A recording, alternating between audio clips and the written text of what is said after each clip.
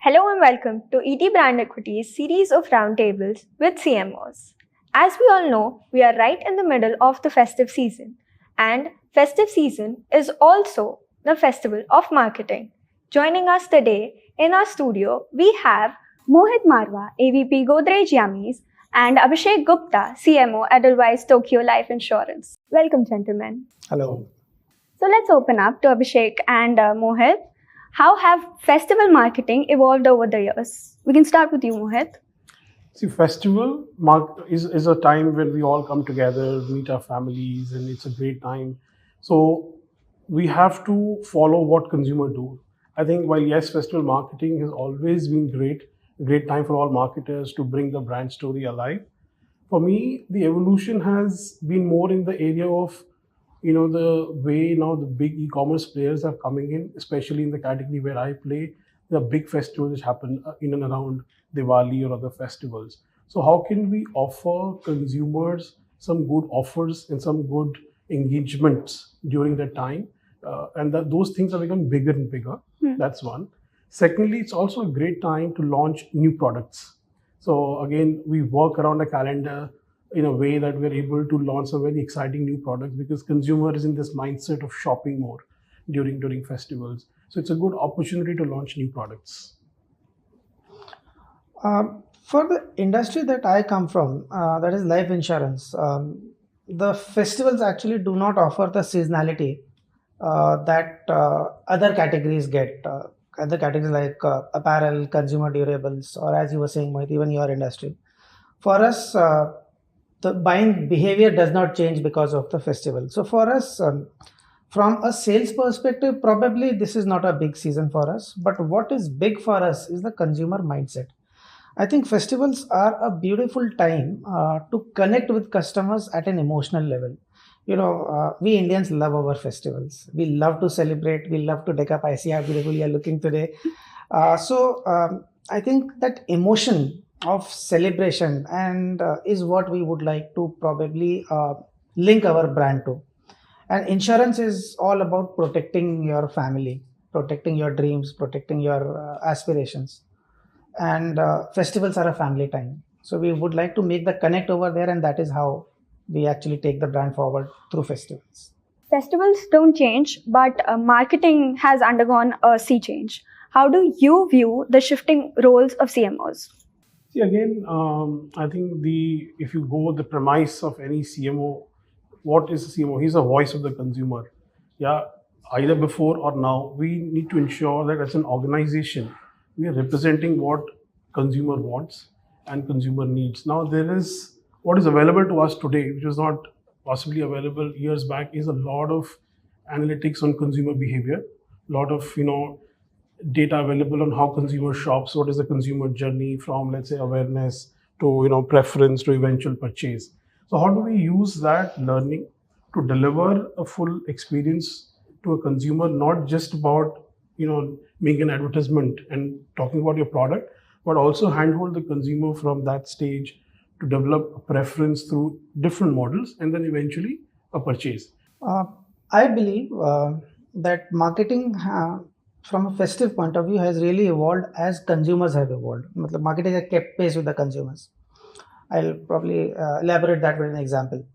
We all know that today consumers have moved on to video, and many people, while the attention spans are going shorter and shorter, still long format videos, if the storytelling is powerful enough, are actually finding favor with the customers. Now, the beautiful thing about Indian festivals is every festival has a unique story behind it. Every festival. And it is not just story, it is stories. And these stories keep on changing from geography to geography. So while the country is one, there is a multitude of stories available. So what it has enabled the marketers is to move into a perfect storytelling, because festivals are a great time to do storytelling. There are things that we know as a consumer, there are things that probably we are not so much aware of. And as we all believe that the younger generation probably today is not too much in touch with the stories behind the festivals. They only see the celebrations of the festivals. They don't see the stories behind the festival. So I believe it's a good time for marketeers to take the storytelling route But the storytelling route needs to connect with the brand. It cannot be in isolation. It needs to connect with the brand. But what we think, it's a good time to connect with the channel partners. It's good time to celebrate with them. It's good time to actually take our brand to them, because our channel partners are extremely important for us, because 92% of sales in life insurance is assisted by a channel partner always. So it's a good time for marketeers to reconnect and revitalize the relationship that we have with our channel partners purely on an emotional route. So that's how we have evolved. Okay. So, how are you ensuring the collaboration between several departments? And today, marketing is not just working in your own function.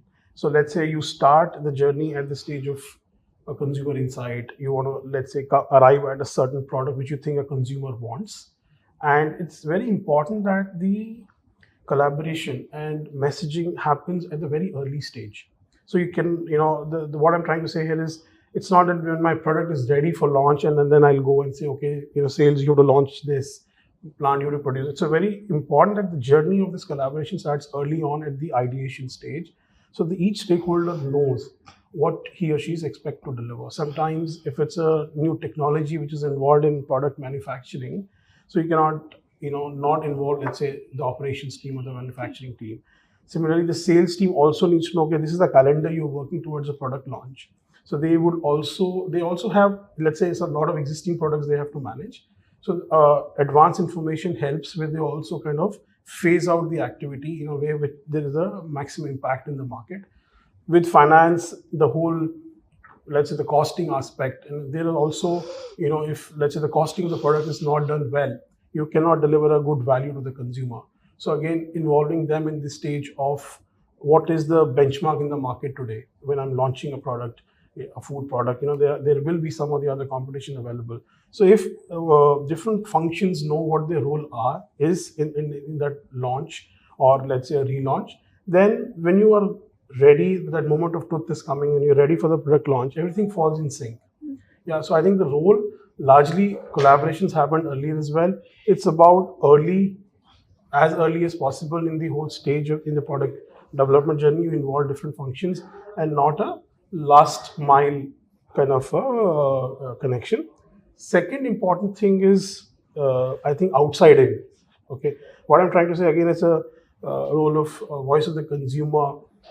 I want to make product which consumer wants, and that's where it starts, and not I want to sell consumer what my factory can make, not inside out. Okay, so I think once that, and it's not easy, it's easier said than done. The whole organization has to then steer around this fact that this is what the consumer want, and that today, if let's say we do not have a technology which can handle the thing, then you rally behind.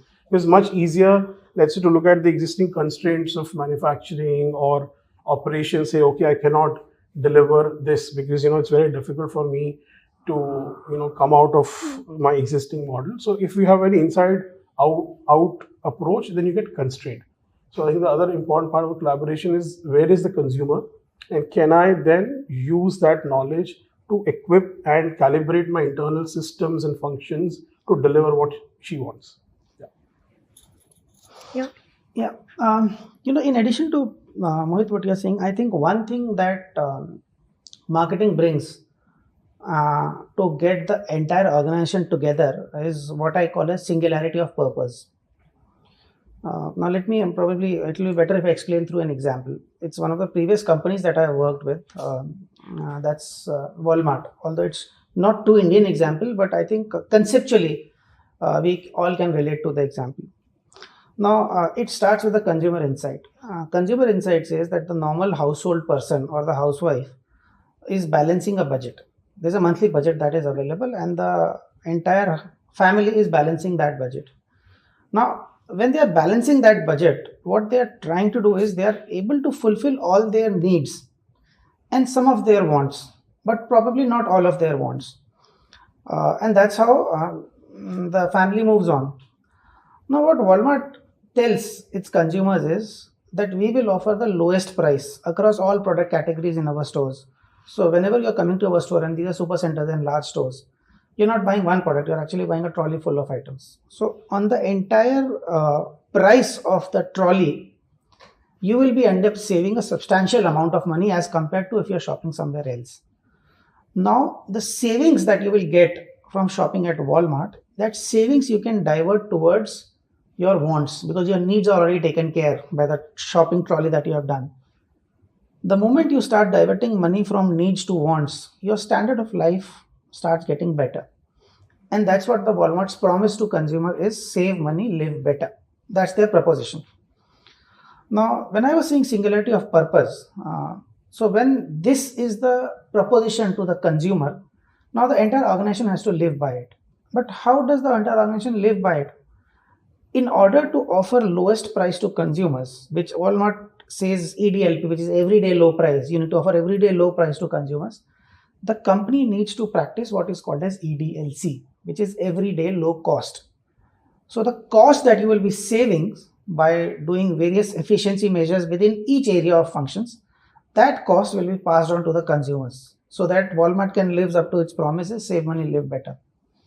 So then see what happens. All teams across functions, they work on the concept of EDLC, lowering the cost so that these cost savings can be passed on back to the consumers. And that is what I call singularity of purpose. I think marketing is the only function across the organization which has the power to bring this singularity of purpose, and more important also is to percolate it across the organization. So how are you increasing the spotlight on consumer experience versus branding? We'll start with you. Okay, I think in today's world, I don't think these two are very different from each other. The moment we are trying to build a brand, when consumer is going to experience my brand, is that point of time, is the experience in line with what promise I have done to the customer while building my brand? So what happens is, now, and consumers actually interact with the organization at various touch points. It is not just one touch point. So for our industry, consumer will be in touch with us either through our seller. That seller could be and could not be our employee. It could be a third party partner, it could be our employee. Then once the consumer has given an application to us, then the entire process starts in terms of underwriting, in terms of deciding what kind of insurance can we provide to the customer. Do we need further information for the customer in terms of medical tests and everything? Then we ask customers to go to and get some medical tests done. Now again, the medical tests that are being done are also not our centers. They are a third party centers. But for consumer, it does not matter. Consumers is interacting with the Edelweiss of your life, whether it is a third party employee or whether it is our own employee. So it is very important that we offer a similar experience. And when I say experience, it's the brand experience because consumers interacting with the brand. The problem actually thinks this: if one piece out of all this, so many people coming together, internal or external, and offering that experience, if one piece goes missing or if one piece is weaker, the entire experience goes for a toss. As the saying says, the chain is as strong as the weakest link. The weakest link can actually derail the entire positive consumer experience that has. So I think as a brand, then when we are making a promise to the consumer, it is very important that we are going back and checking whether the experience that the consumer are getting is in line with what we are promising. We don't want to overpromise and underdeliver. It will be rather be other way around. Your thoughts, Mohit? Yeah, I think completely, I think very well said, Abhishek. I'll just give you an example which will possibly help, in the same answer your question. So let's say Godrej Yummies as a brand is into frozen snacks, okay? And I might make many claims in my advertisement or, be it on television, be it on digital, be it in store. So this actually happened where, consumers shopped one of the product in an e-commerce channel through, one of the leading e-commerce channel. And when he received the product was spoiled.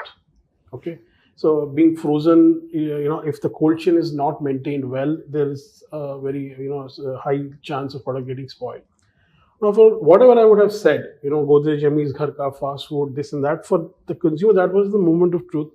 And it does not matter whatever branding you've done, how interesting your packet looks. He got a product which did not deliver on taste and was spoiled condition.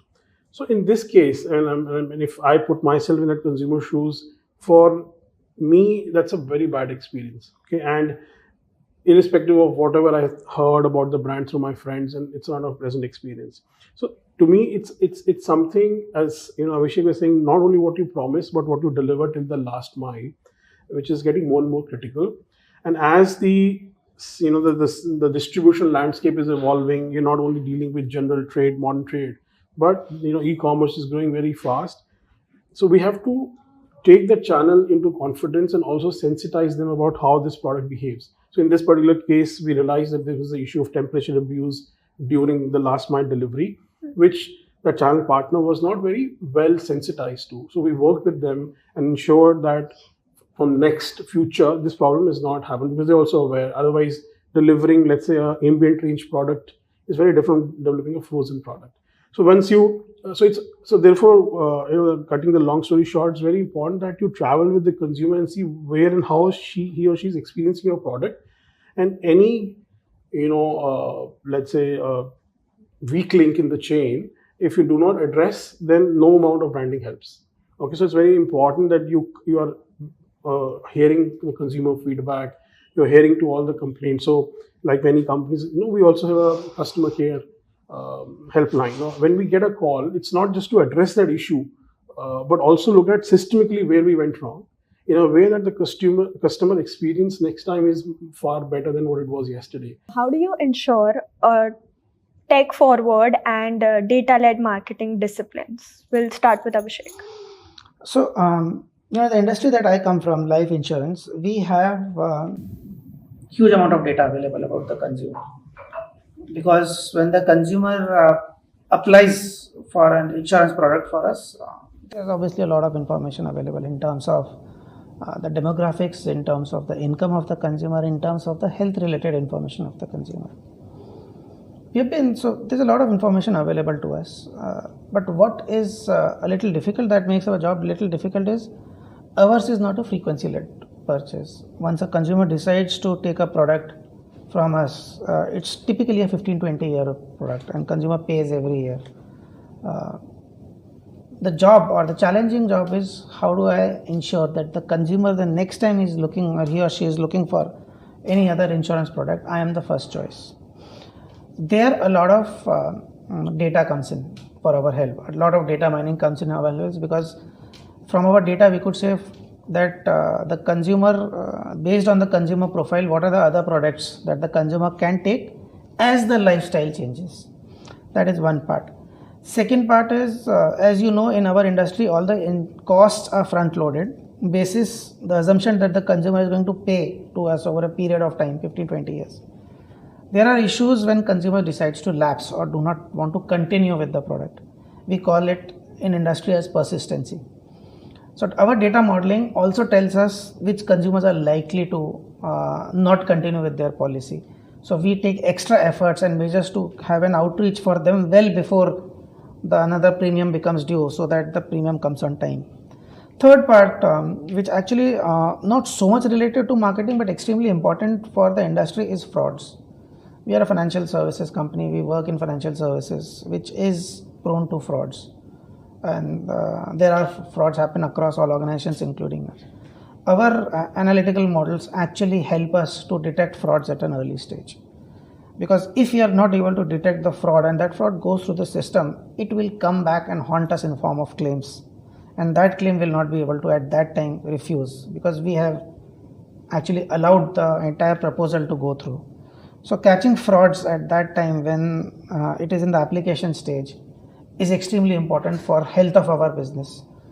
So that there a lot of data modeling, a lot of analytics is really helping us to nip those things in bud. And fourth, as I was telling you, that for our industry, distributors are extremely important. And these distributors are like human beings. They also need data for them to service their customers. So if I have got Mohit as my customer and a distributor, and Mohit is my customer, I would like to know that basis other consumers like Mohit, what is the other product Mohit would like to buy. Now I as an individual or as an advisor don't have that knowledge with me. It's the organization which can give me that knowledge. So what we do is we use technology extensively to equip our distributors so that they can go out and sell the product which is right to the consumers. And even not just a consumer journey, even through our entire campaign journey, our efficacy of the campaigns, what to do, what not to do, what has been working traditionally, what has not been working traditionally. In today's complex world, with the multiplicity of what we talked about earlier in terms of media, in terms of messaging, if I do not have those tools, I think it would be like shooting in all directions without. So tech is a big enabler for all of us. Your thoughts, Mohit? Yeah, I think completely I'll echo what Abhishek is saying here. So I think for let's say a consumer product, it's up to us as a company, as a marketer, how much technology and data we want to use for analytics, right from the stage of when you're working on product development. So how do you kind of mine consumer insights, and you can get insights from multiple sources. Data and tech, the more and more you use it, what we're doing in the process is reducing the chance of a failure. Otherwise, I mean, there is no 100% sure shot way that you'll always be successful in a new campaign or a new launch. But what tech or data helps us is reduce the downside, reduce the risk, or reduce the unknowns. So if I can use, and I think that's where the marketing function is also evolving, because over time, a lot of studies have happened, a lot of tools have been developed, which can help you look into the mind of consumer and increase your chances of success. So let's say I've got a product through consumer mind, now I want to launch it in the market. Now what message do I take to the consumer? There's a way you can use data to fine tune your messaging, that this is what is going to connect with the consumer. Tomorrow I'll launch the product, how well it is doing in the retail store. So there is data available to tell you what SKUs are moving faster, what are moving slow. And these are very real-time data feeds. Okay, there are syndicated researches available that you can do your own customized research available. So it's really, up to us as a marketer how much analytics and data we can build in this whole process, from ideation to launch and then post-launch evaluation of the product. Yeah, and I mean these days, while yes, the art of marketing is there, the science of marketing really helps you reduce your failures and increase your chance of success, so you can deliver a better value and ROI to the organization, because these days any launches are very, very expensive to make. Yeah, and so you can't just shoot in the black. What helps in the various data tech is to put some light in that dark area so that you take a more informed decision. Thank you, gentlemen, for those valuable insights. That's all for today on our roundtable. Keep watching this space for more such discussions. Thank you.